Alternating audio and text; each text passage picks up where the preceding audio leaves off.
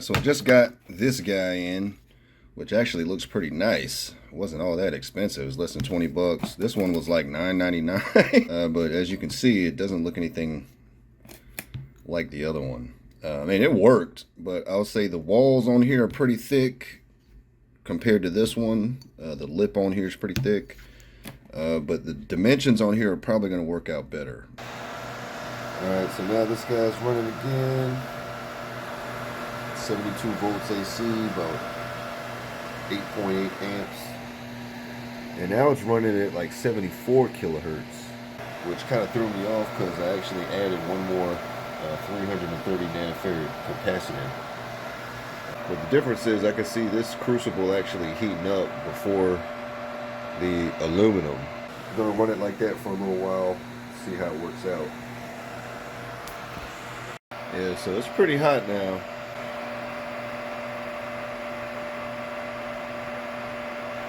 So this is actually going a lot quicker.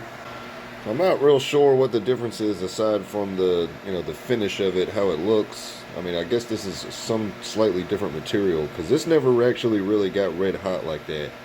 I thought that it was maybe a little bit on the inner walls, but I couldn't really tell if that was just the heat, the light coming off the aluminum that was in there, or the whatever metal it was. But I never really saw that kind of cool down from a red hot after taking something out, right? So I don't think this thing ever really got hot like that.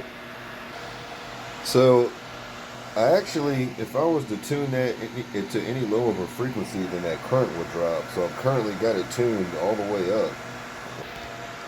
Alright, so I can tell it is actually liquid down there. So now it's kind of melting down faster than I can keep adding more chunks in. So I'm going to try to poke down in there a little bit. Oh yeah, that's runny. That's the runny. So yeah, I've been sitting here running. That's the bridge. Been running about 74 kilohertz. So that's kind of interesting. This kind of changes things around. I guess I needed to account for the crucible being in there. So actually, I don't know if I'm going to need to back down or increase any turns on my coupling transformer right there, right?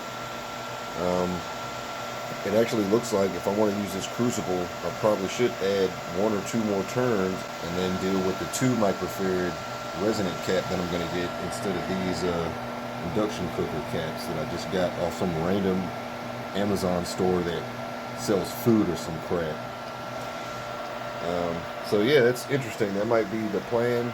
I don't really know how well that heats other metals, of course, but the general idea is, I guess you get either way, you get the crucible hot enough, and then whatever's in there is gonna, freaking melt, right? So yeah, we'll keep adding more. Here's a pretty good couple chunks right there. So adding that, brings it up just a little bit. So now about 730 watts. That's the AC voltage, that's the AC amps. But what I find interesting is now the capacitors don't feel as warm as they normally would, and neither does the bridge. So about this point, I would typically feel the heatsink on here about room temperature, but it still feels cold to the touch. Same thing with the water. Water's still cold. So I'm not really sure why that is. I add a tiny bit more capacitance to the LC. And then I change that crucible out, and all of a sudden I'm running at 74 kilohertz. I actually need to tune into about 74 kilohertz to be able to pull the most amps with that crucible in there. So again, that's just how it's working. And look, so all that other stuff already melted. So I've already put a good amount in there. I don't know if I should keep adding more. About 74 VAC, 10.5 amps. And so you see it just quickly melts down in there.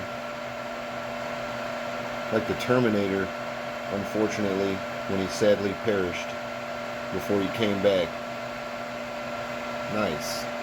So, kind of like a dumbass, I didn't really think this through. I don't have like any tongs or anything, and I've got nothing, nothing to do with that. other than just cut the circuit off and let it cool down over the period of like 17 hours. So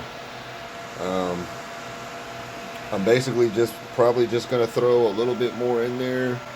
The level of aluminum is almost all the way up from the bottom down here all the way up to like this winding. So maybe I could add a little more, but that's already a decent chunk, and I hope that thing doesn't get stuck in there, because again, I have no way of pouring it out right now.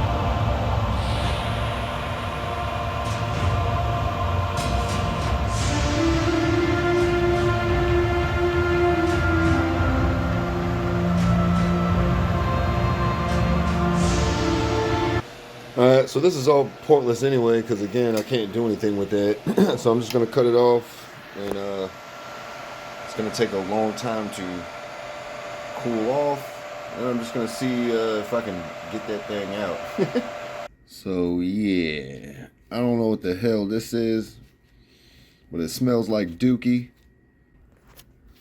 after sort of filing it down a little.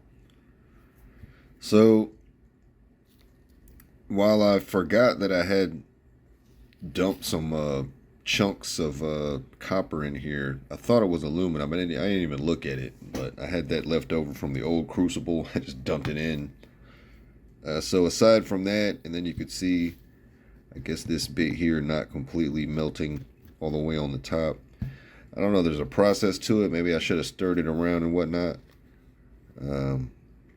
But if you were to grind this down, then yeah, it's a pretty solid little chunk right there. So I could have easily got, twice that amount in only a couple more minutes, but I'd say this took like a few minutes. It took me longer to actually like pry off and break pieces to add in there than it did for it to melt. So not bad. I could see how if you actually, I guess I need to start getting some type of little bar former and something to grab it with, get some setup where I'm not doing it where I'm actually doing it in some kind of shop or something, right? And probably churn out a whole bunch of these pretty quickly.